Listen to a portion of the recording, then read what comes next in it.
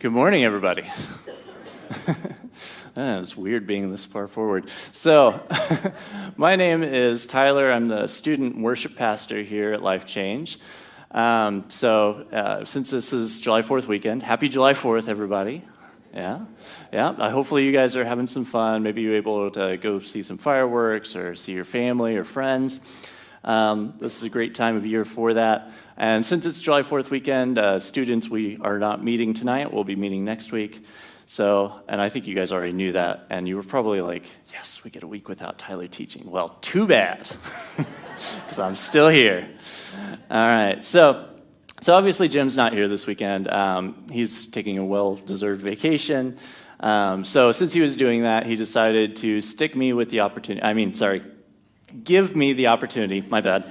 Give me the opportunity to be able to talk to all of you fine folks. So we're going to be starting a new series, and you can see on the side screens here, this Dealing with Feeling.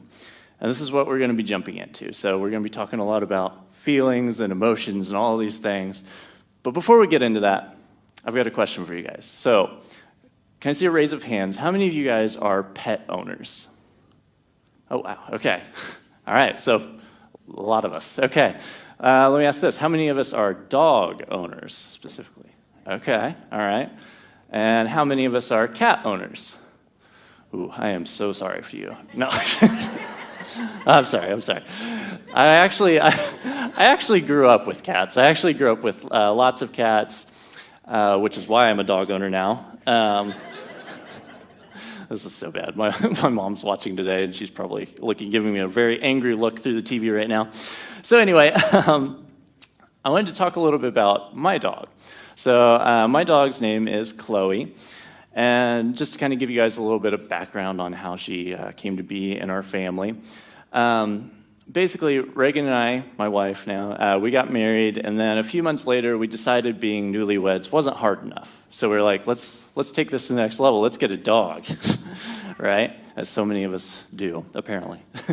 So we ended up going to one of those pet adoption events, and we're walking through, and we see all these dogs, and all of the dogs are barking, right? They're just woof, woof, woof. They're just letting it go. They're letting it go. So we finally come to this one dog that is laying down in her crate and just has just the saddest look in her eyes. It was very much one of those arms of the angels kind of moments.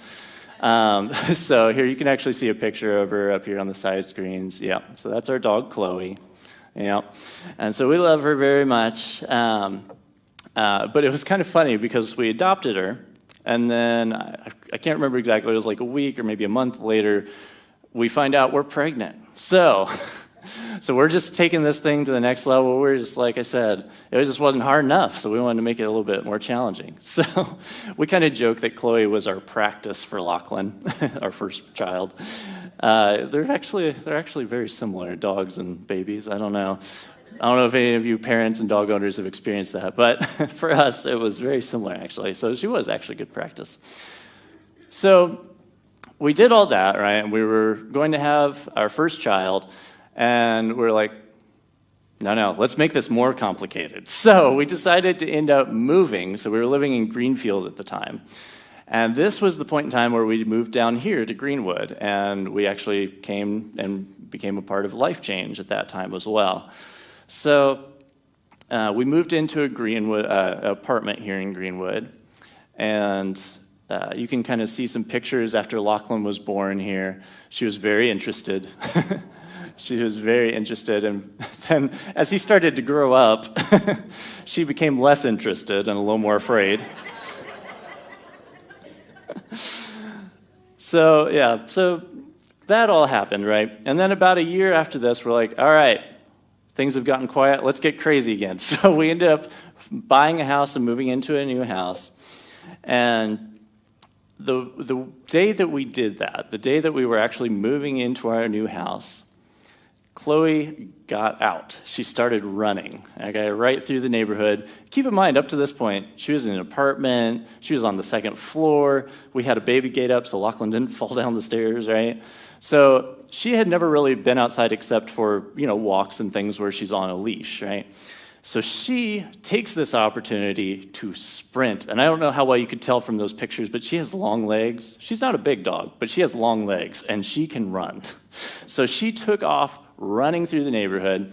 And Reagan, of course, goes and starts trying to find her. She's trying to go through the neighborhood and all this stuff. And I'm like, well, I want to help too. So I grab Lachlan. I'm carrying Lachlan with me. And I'm just trying to go through the neighborhood frantically, searching through people's yards and all of these things. What I failed to realize was that doesn't really look very good. It doesn't really look very good for a man to be running around with a 1-year-old, kind of frantically looking crazy. So eventually, somebody actually drives up.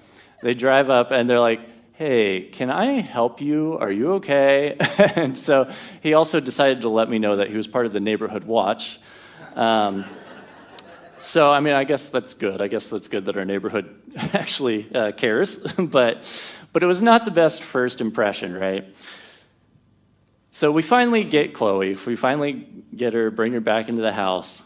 But that experience changed her because from that moment on, she developed a taste for escaping. She wanted to get out. And so I think it was, keep in mind, we've never had to deal with this before at this point, right? So I think it was like 2 more times within a week, she managed to get back out and was taking off through the neighborhood. Every time we were able to get her back, but it's still something that happens occasionally to this day where she just takes off running, all because she got that experience of being able to stretch her legs, be wild, and just, yeah, go wherever she wants. So that's our dog, Chloe. And today we're going to take a look at how Chloe is actually a lot like our emotions. Chloe is actually a lot like our emotions and our feelings. So let's come back to this dealing with feelings. So now, before we start into a series of, talking about emotions and talking about feelings, I think there is something that we kind of need to say right up front, and that is, it's my first point here, is that feelings are not the enemy. Feelings are not the enemy, right? Because emotions are normal. Everybody experiences these, right? We experience these today, and it's nothing new. They've experienced it since the beginning of time, right? I mean, if we take a look through the Bible, I think a lot of people have this picture of the Bible as just a dry book of like laws and rules and rituals and some stories of just these perfect godly people that were, people to look up to, right? But the reality is, we just finished up a series, right, called Running with the Giants, and if you were with us for that, we talked through, I think it was 8 people, and these 8 people, if you actually look at their lives and see what happened in their lives, they were messy. They were messy people. They were very messy. In fact, if you take a look at that list, you'll see people that on there that were liars, adulterers, even murderers. It was really, really messy. And of course, with any mess comes emotions, right? Any mess comes with emotions and feelings, right? But here's the deal. I think there's a reason that we experience emotions today and all the way back to the beginning of time, and that is because we see this key phrase that gets used in the very first page of the Bible. So if you open it up and you're looking at the very first chapter in Genesis, we see this phrase that gets used, and it's in his own image. In his own image. And this is actually a key phrase to understanding the Bible, understanding who we are. It's a really, really important phrase. So just to give you a little context, up to this point, God has created the heavens and the earth and the land and the sea, light and dark and animals and all these things. And then he finally comes to us. He finally comes to humans. And it picks up in this verse here, Genesis 1:27. It says, "So God created human beings in his own image." And then it emphasizes it, right? It repeats it. It says, in the image of God, he created them. Male and female, he created them. So, like I said, this is a key phrase, and I definitely do not have time to fully unpack this phrase of in his own image, because there's so much we can pull from this. But for our purposes today, I think what this phrase means for us and emotions and all this is we are created, humans, we are created as a reflection of our Creator, right? As humans, we are created as a reflection of our Creator. You see, throughout the Bible, we see that God has emotions. We see lots of emotions, in fact, from our God. And I can think of two pretty famous examples. If you've been in the church world, I'm sure you've probably heard these stories. And they're both of them, the ones that I'm thinking of at least, are two stories from Jesus' life, who we believe Jesus is God, right? Jesus was fully man but fully God. So the first example, let me give you guys a little trivia question here. What is the shortest verse in the Bible? Yeah, Jesus wept, John 11:35, exactly. And if you want, yeah, you can put that up there. That's it, 2 words. It's the shortest verse in the Bible. And a lot of times we kind of throw this out as a little like trivia nugget or maybe a little kind of joke. But if you actually look at the context of this verse, there's a lot of depth to it. There's actually a lot of depth and a lot of emotion that comes behind that.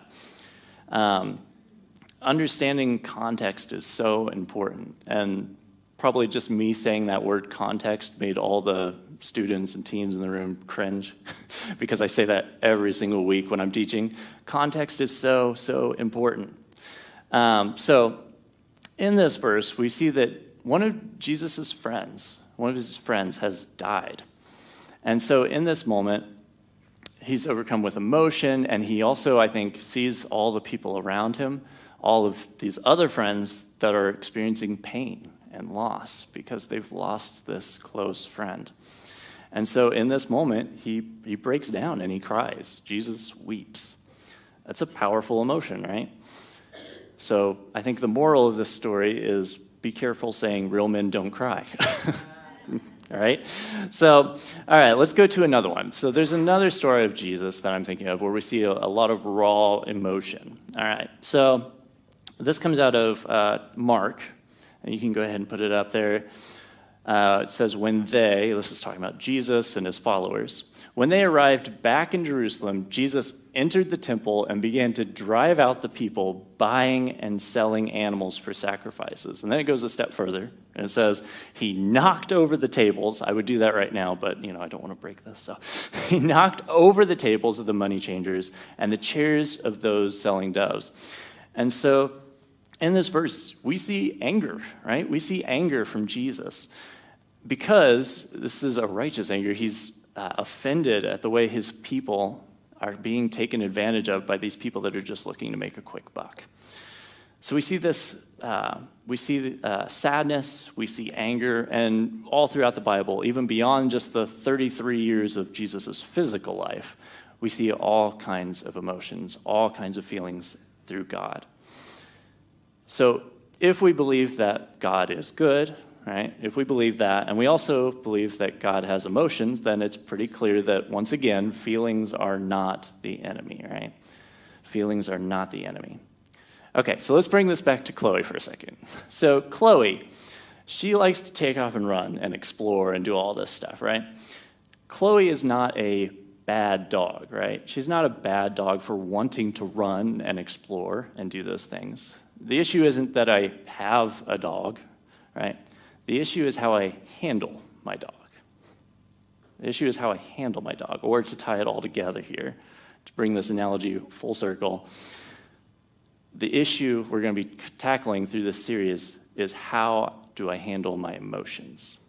So here's another question. So if Chloe makes a break for it and runs through the neighborhood, is it her fault or is it my fault? Right? Is it her fault or is it mine? Now, thankfully, she's never done this, but imagine if she took off and then started digging up the neighbor's flowers or attacking the neighbor's cats, or, she went and bit somebody. Imagine something like that, right? I think this is actually a pretty good illustration of what happens when we lose control of our emotions. And this is something that I think I know is common to all of us, right? We all have these experiences where we lose control. Again, I'm lumping myself in here too. There are times when I lose control of my anger and I hurt the people around me, right? There are times when I lose control and I lose control of my sadness and I start hurting myself, right? And thinking all these negative thoughts. There are times when I lose control of my fear, and I let fear keep me from doing things that I know I really should do. And even positive emotions, I think, even positive emotions, happiness. When I lose control of my happiness and I get caught up in the moment, I end up making some bad decisions. And I think these are common things that we all experience. Controlling our emotions is hard. And maybe some of us are better at hiding it than others, but the reality is we all struggle with this. So, this is the key question that we're going to be answering through the series. How do we handle our feelings? How do we handle our feelings? And the answer is, I don't know. I don't have to know, right? I don't have to teach all the following weeks. I just have to introduce the question. Take that, Jim. So, I don't have to answer it, but I think I can maybe give some thoughts on how not to handle our emotions. I think that if we think about Chloe, and a question we could kind of ask that ties into this is, how can I keep her from running? How can I keep her from running? Because she wants to run, right? And it's totally natural that she wants to run and be crazy and wild. So here are two types of people that I was kind of thinking about this. There are a few options that we have to try and control, we'll say Chloe right now. There are two options that I can think of that are not very healthy. And I kind of lumped this into the emotions thing and how people do these same kind of things. So I think here's the first type of person. The first type of person is a crate person, or crate people. Crate people. And here's what I mean by that. One option I could do to make sure that Chloe never gets out and runs through the neighborhood is I could only let her out of her crate, like just to give her some food and water, and then, later on get rid of that food and water. So I could keep her in her crate all day long and just never let her get free, right? I would keep her under control. That's not really the healthiest option, though, is it? It's not really the healthiest option for her or us or anybody. But I think the reality is that's what a lot of us do. I think that's what a lot of us do. We hold in our emotions, right? We hold in all these feelings, all of these things. And what ends up happening as a result of that is we end up isolating ourselves, right? We end up building up these walls between us and other people. And if I'm being honest, this is probably the type of person I more am of the two. I'm probably more of a crate person. But that's not what we were created for. The isolation, holding in all of our emotions, and building these walls, that's not at all what we were created for. So, to talk through this a little bit, I want to give you guys a question, okay? So, this is a question I want you guys to answer in your head, and it is, what is church? What is church? And I'm going to give you about one awkward silence's worth of time to think through this, all right? So just take a second here. Take a second and just try and answer that question, maybe just a one-sentence answer. What is church?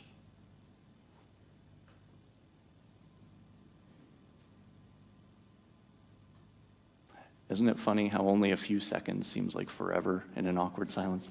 Anyway, so yes, what is church? So I want you to think about this. Now, obviously, I don't know what every single person's thought about. I cannot read your mind, thank goodness. So I have no idea what everybody in this room thought of. But I do think there are some common misconceptions. I think there are some common misconceptions about church that I want to tackle really quickly here. And the first is this, that church is not this guitar, right? Church is not this keyboard. It's not the music that we sing. Church is not that wall, that wall, that wall, that wall. It's none of these walls. In fact, it's none of the walls in this entire building.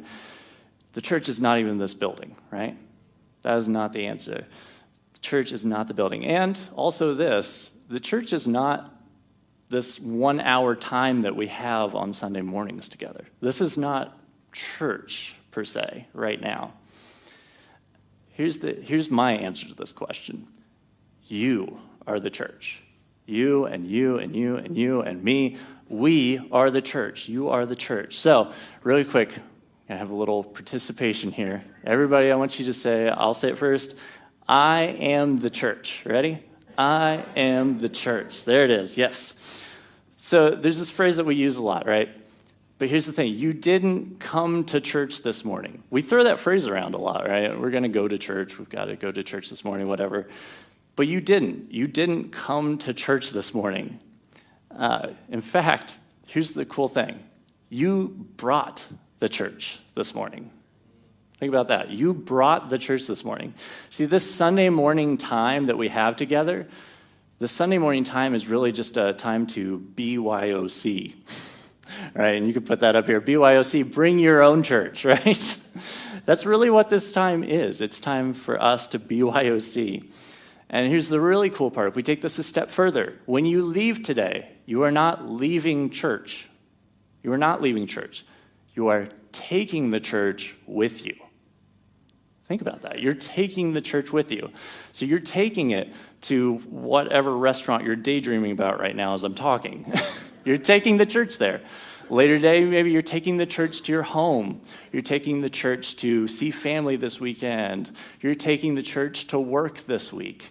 You're taking the church to school, to wherever it is that you go during your week. You are taking the church with you.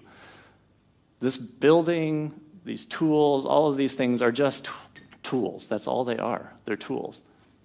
All right? All of this stuff is awesome to have, and I'm incredibly thankful. Don't misunderstand me. I'm incredibly thankful to have all these things, but they're just tools. We are the church. There's a verse in Hebrews I wanted to take a look at, because in my opinion, this verse often gets misinterpreted and maybe even misused. So let's take a look at this verse here. This is out of Hebrews chapter 10, verse 25. It says, "And let us not neglect our meeting together as some people do, but encourage one another, especially now that the day of his return is drawing." And you can leave that up here. So if we look at this verse, right, it almost sounds sarcastic, right? Here, let me read it again and give it a little emphasis.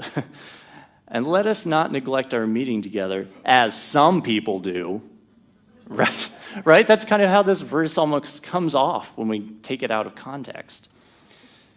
And I think, unfortunately, this verse maybe almost gets used into guilting people into coming to church services sometimes. But if you keep reading and you get the context behind this, you see what the author here was really talking about. First off, this is a letter. This is a letter that was written to some of the early churches. After Jesus has gone to heaven, he's died, resurrected, and gone to heaven. The church is forming and starting.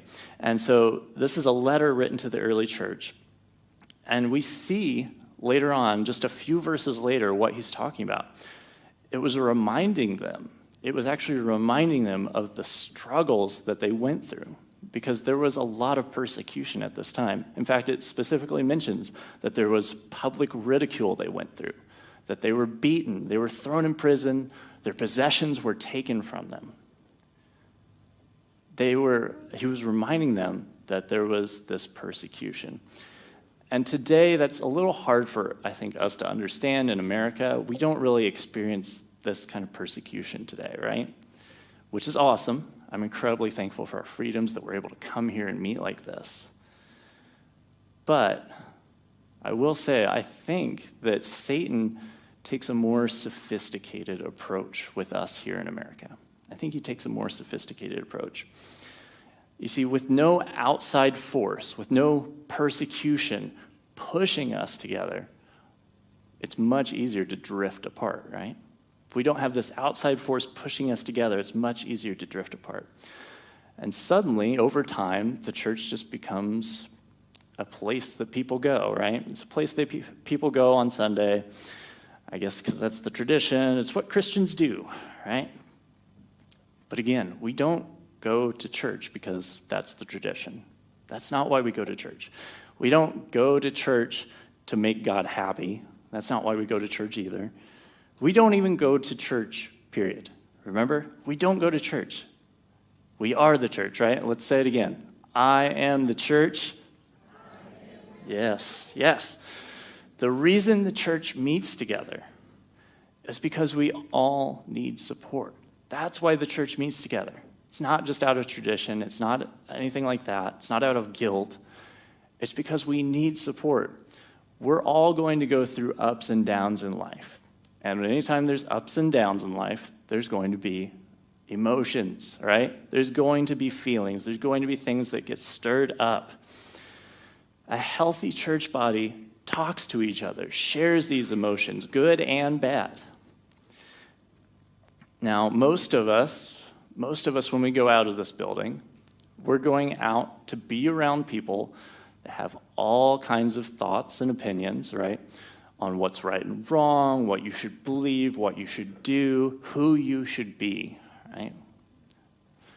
Most of us go through that. And I think there's a truth that I always like to say, and that is that humans are sponges. Usually the phrase is kids are sponges, right? We talk about how kids soak everything up. I think it goes further than that. Humans are sponges. We're all sponges. When we go out, we soak up whatever we're surrounded by. And inevitably, that's what ends up coming out of us again, right? So I think this is definitely one thing that ends up happening is there are great people that hold in these emotions. But again, that's not what we were made for. We were made to be the church, to share these emotions with each other. And again, I'm preaching to myself on this one, right? This is something that we're meant to share together in. But then there's, I think, another option that we have, another type of person maybe, and that is the doggy door people. The doggy door people. You see, if we go back to Chloe, the other option, besides crating her all the time, the other option, we could just kind of give up, right? We just give up and say, we're going to install a doggy door, go out, roam the streets, and have fun, all right?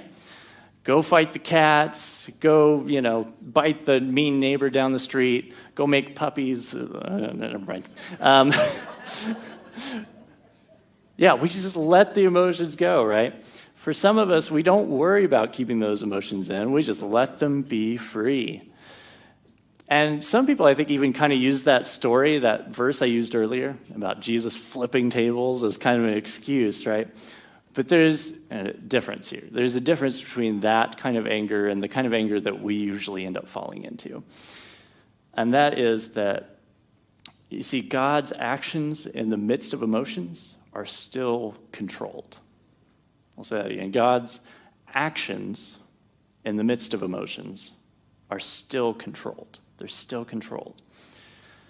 So I want to talk a little bit about this word control. So our kids in kids' church, if you have a kid in kids' church, you've probably been getting different pieces of armor, right? And they, a little while ago, talked about the fruit of the Spirit as well.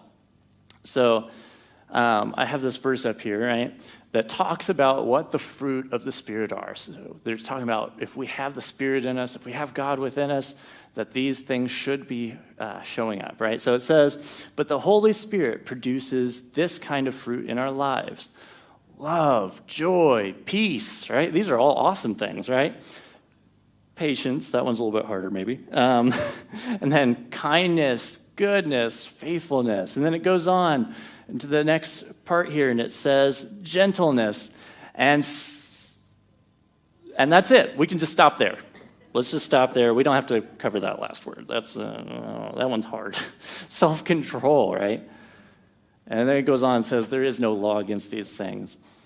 Here's the reality. Nobody has all of this dealing with the feelings. Nobody has this all figured out. And self-control is a very difficult thing to be able to have. It's a very biblical concept, though. We see it show up time and time again. So let's think about this for a second. What ends up happening when we just let our emotions run free through all over the neighborhood?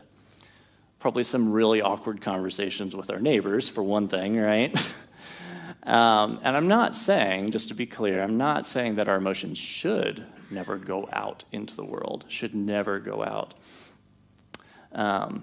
When we take Chloe outside, though, on purpose, when we take Chloe outside, we take her out on a leash, right? Because she's under control. She's not going to be running and, possibly getting hurt, possibly hurting other people. So to kind of deal with this, to kind of deal with Chloe running away or trying to run away all the time, I should say, Do you know what I do now anytime I open the door to our house? It's pretty crazy, all right? This is stick with me here. So when I'm about to open that door up, I do this. I look, right? I look. I think this is the first step. This is the first step to kind of trying to gain that self-control.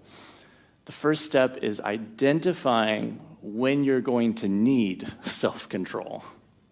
The first step to gaining self-control is identifying when you're going to need self-control. So we're going to start closing out here. And I have this question that I want to ask you guys, and this is the question that even if you forget all the other stuff, even if you forget about my dog, if you forget about all this other stuff, this is the question I really want us to take away today. And here's the question. It is, what tends to stir up, strong feelings for you? What tends to stir up strong feelings for you? Now, I'm a parent. I know the answer to this question. But I want everybody in here to kind of start thinking through this question a little bit. What tends to stir up strong feelings? Whether it's the places you go, the people, it's often people, right? The people that you're around. Knowing going in that you're going to need self-control, it gives us a little bit of an advantage. It's that first step, right? So just to kind of sum up here, when it comes to our emotions, I think our natural tendency is to either want to hold them in or just let them run free, right? So again, some of us are crate people and some of us are doggy door people.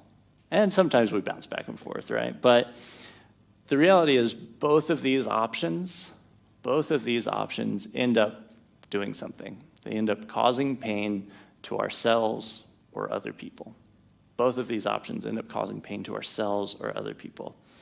So this week, we're just starting this series. We're just kind of getting into it. I just wanted to introduce it.